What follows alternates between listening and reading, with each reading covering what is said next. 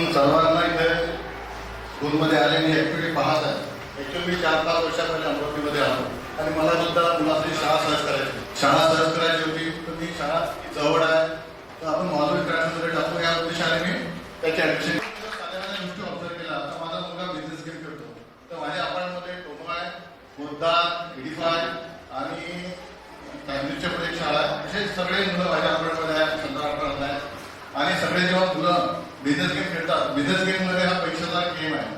तर जेव्हा त्या एखाद्या सिटीची किंमत 1700 असते आणि त्याला 2,000 द्यावं लागते, तर 300 रुपये वापस द्यावं लागते. हे सगळ्यात पहिले श्लोक सांगतो आणि बाकीचे असे जे 18 वर्गाला 11 वर्गाला पोद्दारमध्ये आहे ते हिशोब करत जातात.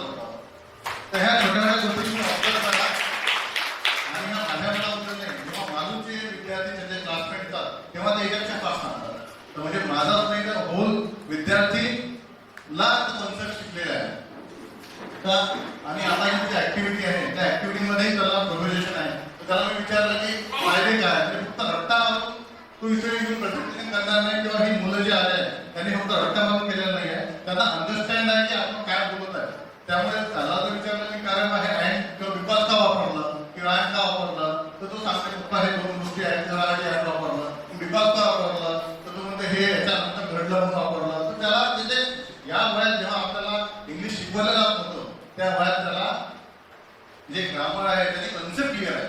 तर ही खूप मोठी गोष्ट आहे. तर तुम्ही स्वतः ऑब्झर्व करा शाळेबद्दल. आता मी त्या दिवशी मित्रांसोबत बाहेर गेलो होतो, तर त्याचे माझा मित्र आहे की त्याने त्याच्या मिसेसने सांगितलं की बालू शाळा खूप चांगली आहे, त्याचं शिक्षण चांगलं आहे. म्हणजे ज्यांचे मुलं इथे नाही आहे त्यांचा फीडबॅक पण मला असा येतो की शाळा चांगली आहे. आणि ते आपल्या प्रोग्रामला आले होते तेव्हा आपली गॅदरिंग होती, त्याची गॅदरिंग त्यांनी आल्याला तर पुढे स्पार येते. तुम्ही जर ऑब्झर्व केलं तर जे नर्सरीतले मुलं होते ते त्या टायमिंगला बाहेर आणि आउट होत होते. तर हे सोपं नाही आहे. 800 मुलांचा कार्यक्रम आणि तो विदाऊट एनी डॅमेज. म्हणजे तुम्ही पाहायला असेल आले असाल आपणच नाही तर आपल्यासोबत 3,500-4,000 लोक बाहेरचे होते. तर कुठे सुद्धा वाटलं नाही की हा कार्यक्रम कुठेतरी हुकला किंवा कुठेतरी डिस्टर्ब झाला. तो एका फ्लोरी चालत होता. जसं आपण जाणता राजा पाहायला किंवा एखादं मोठं नाट्य पाहतो त्या हिशोबाने हे लहान मुलं करत होते. हे खूप मोठी गोष्ट आहे. तुम्ही जर ह्या छोट्या गोष्टी ऑब्झर्व केला तर तुमचा मुलगा इथे ठेवणार, मला 4 वर्ष आले मला बसणार मुलं आहे की त्याच्यामध्ये डेव्हलपमेंटच होत आहे, तो कुठे मागे नाही येत आहे. आणि याची मला खुशी आहे. आणि हे फीडबॅक मी वारंवार मध्ये सरांना किंवा टीचर लोकांना जे मला वाटते किंवा इथे सुधारणा व्हायला पाहिजे की मी त्यांना सांगतो, त्याच्यामध्ये फीडबॅक देतात आणि पॉझिटिव्ह फीडबॅक देतात. तर ह्या सगळ्या गोष्टी इथे होतात. फक्त नाव मोठं असून चालत नाही, तर आपल्याला आपल्या मुलाला घडवायचं आहे. त्यामुळे माझ्यावर विश्वास ठेवा, माझा विश्वास आहे, तुम्ही पण ठेवा. तरी मी सर्वांचे आभार मानतो आणि माझ्या शब्द सांगतो. माझं नाव विशाल सुरेश गुडे आणि ती माझी मुलगी नर्सरीला आहे, त्रिशा विशाल गुडे.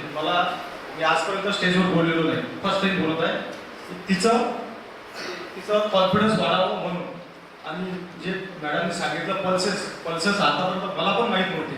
मी फर्स्ट टाइम, मला इंग्लिशमध्ये माहीत नाही, ती म्हणत होती म्हणून माझ्या पाठ झालं. आणि मी तर जिल्हा परिषदला शिकलो. माझी इच्छा आहे की माझी मुलगी चांगल्या शाळेत आणि चांगला कॉन्फिडन्स व्हावा, त्याकरिता आपण चांगल्या शाळेत टाकलं. मला तरी वाटते की चांगली आहे. असाच जर कॉन्फिडन्स आम्हाला जर वाटला तर आपण पूर्ण शिक्षण तिचं इथूनच करणार. धन्यवाद.